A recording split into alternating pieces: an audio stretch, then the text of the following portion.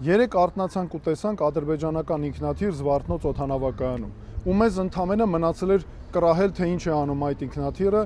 Երևանում, այն էլ որպես հանելուկ։ Հետո օրվա մեջ իշխանությունը տարածեց տեղեկություն, թե տեղի է ունեցել Հայաստանի եւ Ադրբեջանի միջև սահմանազատման հանձնաժողովի նիստ։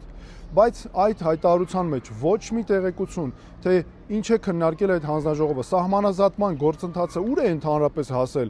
Մենք ցույց տվեցինք, ապացուցեցինք արբանյակային լուսանկարներով նաև, որ Ադրբեջանը ամրանում է մեր տարածքներում նոր դիրք է կառուցում ու ինչ, ոչ մի տեղեկություն այս մասին։ Մենակ այդ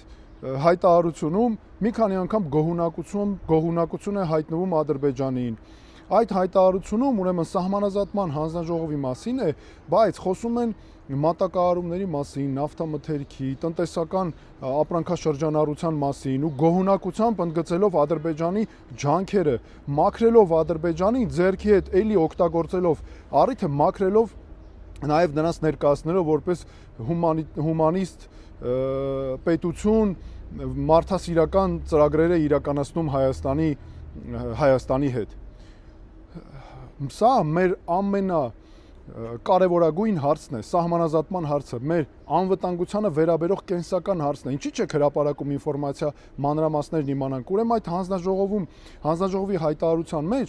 միայն ընդամենը տեղեկություն է, որ դեռ համաձայնվել են հանձնարարել կառավարություններին ուղեցույց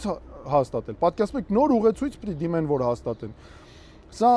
ամենակարևոր հարցն է մեր։ Ինչու՞ չեք հրապարակում, որովհետև նախընտրական process է, ձեր ռեյտինգներից եք վախում, բայց դուք չգիտեք, որ դուք իշխանություն եք։ Դուք ընդդիմադիր թեկնածու չեք, ինչի՞ չեք հրապարակում ինֆորմացիա։ Սա պարտադիր է։ Մեր հանրությունը ունի իրավունք իմանալու, թե ինչ է կատարվում այս անվտանգության կարևորագույն հարցերի հետ, այլ ոչ թե ձեր վախերի գերին դառնա, որ վախենում եք տեղեկություններ անգամ տրամադրել,